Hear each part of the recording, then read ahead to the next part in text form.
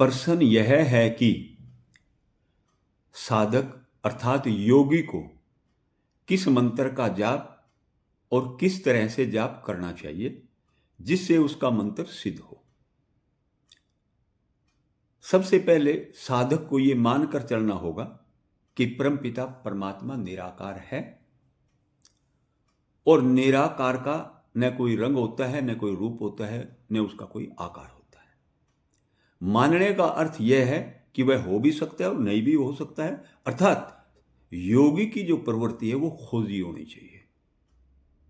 यहां पर जो है उसे ओम नमः शिवाय का जाप जो है वो करना चाहिए। अब ये ओम क्या है? जिस समय सरस्वती की उत्पत्ति हुई थी उस समय ओम शब्द की जो ध्वनि थी वह उत्पन्न हुई थी। ओम की ध्वनि प्राकृतिक है। इस ध्वनि का उच्चारण सरस्वती में गूंजता रहता है।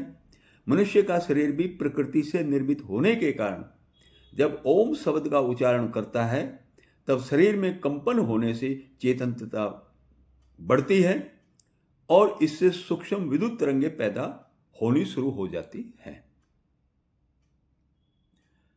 अब ओम जो है प्राण के साथ, ओम जो है वो नाभि तक जाना चाहिए। नाभि से जब सांस टकराता है तो नमः और शिवाय के साथ बाहर निकल जाना चाहिए। ओम नमः शिवाय। तो इस प्रकार अभ्यास करने से आपकी नाभि की ग्रंथि जो है वो खुल जाएगी और जैसे ही आपकी नाभि की ग्रंथि खुलेगी उसके अभ्यास के द्वारा धीरे धीरे आपका जो है मंत्र जो है वो सिद्ध हो जाएगा। अब यहां पर 3 ऊर्जाएं हैं, एक ऊर्जा भाव की, एक प्राण की और एक ओम की। जब ये तीनों ऊर्जाएं ब्रह्मांड में जाती हैं तो परमपिता परमात्मा यानी ब्रह्मांड उसको स्वीकार करता है, रिसीव करता है और संपूर्ण ब्रह्मांड में जो है उसका प्रसारण हो जाता है। और प्रसारण होने के साथ ही संपूर्ण ब्रह्मांड में हलचल मच जाती है।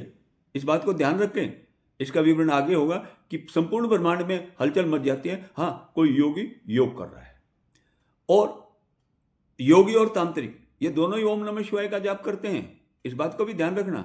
अंतर दोनों में क्या है? तांत्रिक जो है वो जीवात्मा की यानी साकार रूप की उपासना करता है। योगी को जो है साकार रूप से बचना है, क्योंकि योगी जो है योग की जो विद्या है, जो कला है वो असीमित है, जैसे परमात्मा असीमित है और तंत्र की जो विद्या है वह सीमित है, क्योंकि जीवात्मा जो है उसकी जो पावर है, जो शक्ति है वो सीमित होती है।